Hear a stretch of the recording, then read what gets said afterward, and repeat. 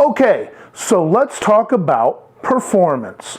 We've already talked about presence, we've already talked about process, we've already talked about product. Now we're ready for performance. Now, performance, let's come up with a good broad definition of performance in teaching. Well, here's the thing. How would you measure your performance as a teacher? Well, we've already talked about that our product is learning. So one way to measure performance as a teacher is, are the students learning?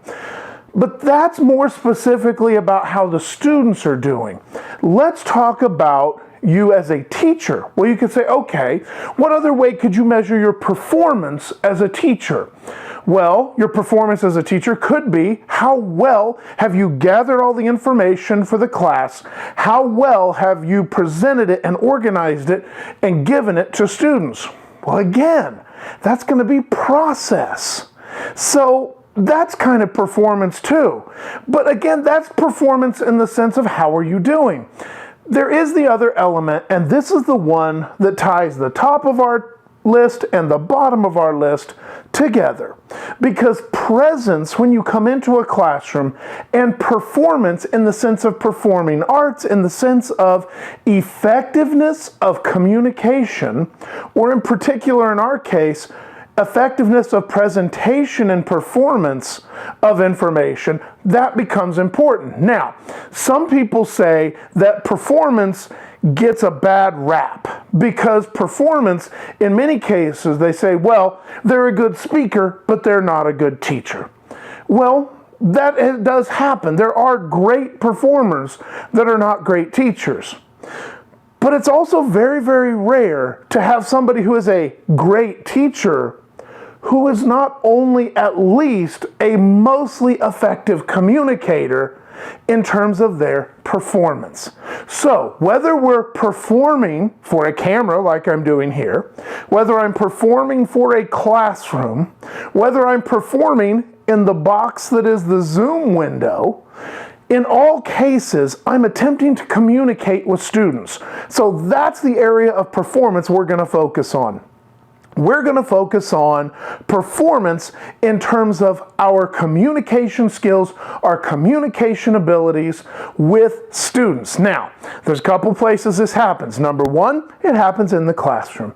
Number two, it happens online. But let's go ahead and start with the things that are common between those two formats. The first thing that is always common between performance among online and in class is volume and audio, because audio is king. If I were to suddenly talk in a whisper, then I'm not communicating. So I have to make sure that you can hear what I am actually trying to communicate, what I'm actually trying to say. So that's number one. And in fact, if all of a sudden this screen goes black, but you can still hear me, I can still convey the bulk of the information that I'm trying to convey using auditory means. Okay, now, that's not ideal. Ideally, you're going to have both the visual and the auditory. Also in part, ladies and gentlemen, because we have a number of students that do have a variety of disabilities or different challenges to their learning. So for example, someone who is harder of hearing, they want to be able to see your mouth. They want to see your mouth move. They want to see your gestures because it helps them parse out and fill in the blanks for the pieces that they are not getting either through subtitles or through lip reading. So that is not that it's not that visual isn't important. It's just that if I have one or the other, either visual or audio, I'm going to take audio. And this becomes very important when we get to that online space. But for you as the teacher, the first thing you have to be is you have to be heard. The second thing is you have to be very clear. All right, so the words that we use, the vocabulary that we choose is important. We talked about this back up in presence, but it's even more important when we're talking about performance. I want to make sure that the vocabulary that I'm using is vocabulary that the students on the other end are going to understand. Again, regardless of whether they're online or whether they're in person. So vocabulary becomes important. So make sure you can be heard. Make sure your vocabulary is the vocabulary that the students are understanding. This becomes really key in those areas like the sciences, in chemistries and mathematics, where we're talking about quadratics and hyperbolic asymptotes and things like that, where you're like, what? Or when we're talking about different tools in the body shop, when we're talking about different computer components or different pieces of code or different commands, a lot of times there's a very specific vocabulary.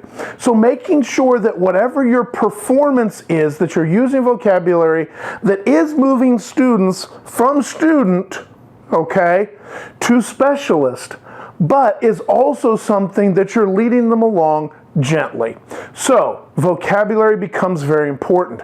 The other thing is, going back to presence, there are some things that can be very annoying to students in a presentation. Two of them are right here.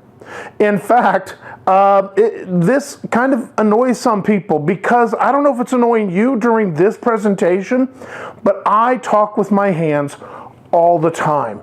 Now, there's a couple reasons for that. Number one, I was trained in front of a classroom, and when I'm separated in a classroom from a student by at least 6 feet or 10 feet or 20 feet or 30 feet in the back corner, my gestures being big and talking about lines and how they intersect become important in my business. So in essence, I'm using stage acting where I'm exaggerating.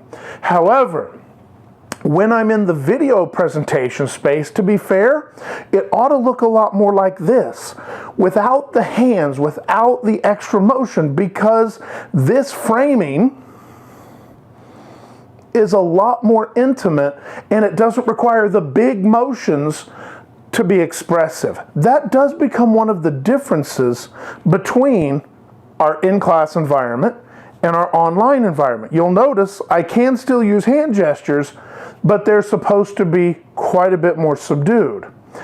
Additionally, we need to make sure there's no other visual distractions. So for example, one thing you might have already noticed that is a bad habit of mine on camera is I weave back and forth all the time because I will shift my weight from here to here and move back and forth. So my visual presence, I need to be a lot more staid. And in fact, if you look at news anchors, you'll notice most of them are always at a desk and they have their hands up and in front. If anything, they're holding a piece of paper or they're looking at it on their desk. The reason for this is to keep their hands planted, to keep their position planted, so that the only movement you're really seeing is head movement with facial expression, because again, the framing is such that this is where the information is coming from, not from here. So, how you present yourself visually entirely depends upon, are you in the in-class environment or are you in the online environment? Additionally, it depends on the distance of the camera. I am approximately 8 feet from myself to the camera lens right now, which is an approximate student distance. But as terms of field of view, there's not near as much field of view in that camera as there is if a student were sitting 8 to 10 feet from me. Additionally, you'll notice that I work in front of a green screen. And I'm actually about 3 to 4 feet in front of that green screen right now. And so I'm using a whole lot more film real estate than usually a news anchor where the top is all you're going to see. So in a Zoom, for example, this is the area you're working with right here. If you're in a situation like this where you have the camera and you're pre-recording something, you can have a lot more space to work with, but in a classroom, it truly is an expansive space in every direction and in 3 dimensions. So your presence and your performance need to be adapted to fit the situation. So let's go back and let's review. Number one, audio is king. You must be heard. Number two, make sure that vocabulary is appropriate to move them from student to specialist. Third, make sure that your visuals are not distracting and at least be reflective. Now, with that in mind, we can also take just a second and talk about the difference in visuals. You'll also notice that that's going to be very personality driven. I'm a very expressive teacher, again, because of training and experience. And so I'm probably going to be very expressive even on film or even in a Zoom. If you're a person who's not necessarily as expressive as I am, you still can be a very positive teacher, a very good teacher, and communicate very clearly with every one of your students. It's just going to be in a very different way than maybe I would. It's okay if you are much quieter, much more monotone, and even much more staid in your physical performance. That's not all bad. You'll also notice that even if I've changed my cadence, I am still being very expressive in my voice. It's going up, it's going down, and I'm pausing for effect. That's kind of the thing that we need to talk about in terms of performance. You need to simply understand who you are, because who you are is who you're going to communicate to with the students. They're coming to see you, they're going to get to know you, because they're not going to learn from you until they feel they have some sort of familiarity with you.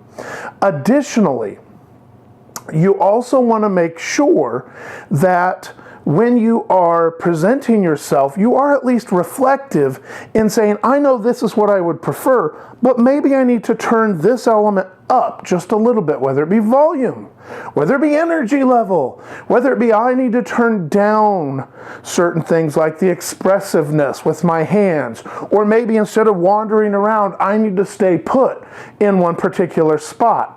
As long as you've taken the time to be reflective about how you're performing for your students, it's going to be okay. They're going to get to know you. You're going to get to know them. And in the end, provided you can be heard, use appropriate vocabulary, and are not distracting, and as long as you are allowing yourself to come through, it's going to be okay.